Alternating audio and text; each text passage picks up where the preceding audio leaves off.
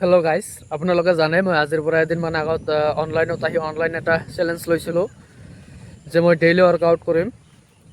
তো মানুহৰ কাৰণে ডেইলি ৱৰ্কআউট কৰাটো প্ৰয়োজনীয় বহুত, কাৰণ ৱৰ্কআউট বা ডেইলি এক্সাৰচাইজ নকৰিলে মানুহৰ শৰীৰটো লাহে লাহে বহি বহি বেয়া হৈ গৈ থাকে। আপোনালোকে চাইছে এইখন হৈছে ফিল্ড। প্ৰথম দিন কাৰণে অলপ ৱাৰ্ম আপ কৰি আছোঁ। LP স্কুলত যে কৰাইছিল ব্যায়ামবোৰ, সেইবোৰ ব্যায়ামে মই কৰি আছোঁ ইয়াতে। ব্যায়াম কৰি মই বডিটোক জাননী দি আছোঁ যে ৰান কৰিবলৈ ৰেডি হ'ব লাগিব।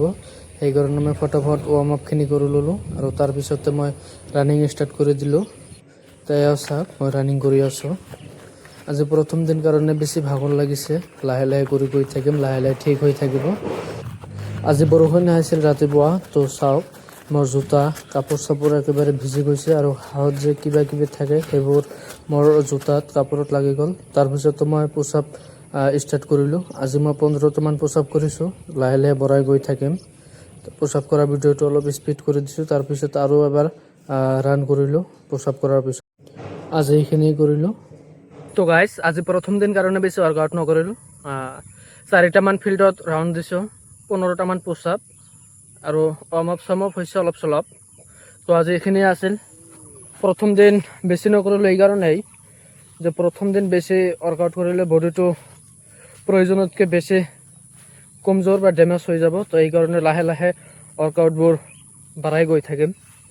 তো আজি এইখিনিয়ে। ৰান কৰি গা পা ধুই ঘৰত আহি তাৰপিছত মই দোকানত ওলাই গ'লোঁ। এওঁ চাওক, দোকানত গৈ আছোঁ মই।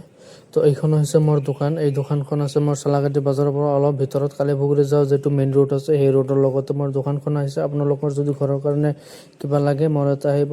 দোকানত আহি মই দোকানৰ লাইট চাইট অন কৰিলোঁ। তাৰপিছতো মই দোকানখন অলপ চাফা কৰাত লাগি গ'লোঁ, ঝাৰু মাৰিলোঁ। তাৰপিছত দোকানত থকা মালবোৰ অলপ মুচিলোঁ, চাফা কৰিলোঁ। চাফা কৰাৰ টাইমতে এজন কাষ্টমাৰ আহিল। কাষ্টমাৰৰ লগত এওঁ চাওক ডিল কৰি আছোঁ। তো আপোনালোকৰ যদি এনেধৰণৰ ডেইলি ভিডিঅ' বা ব্লগিং লাগে আপোনালোকে নিশ্চয় কমেণ্ট কৰিব। আজি মই ৰাতিপুৱা কি কৰিলোঁ সেইখিনি আপোনালোকক দেখুৱালোঁ।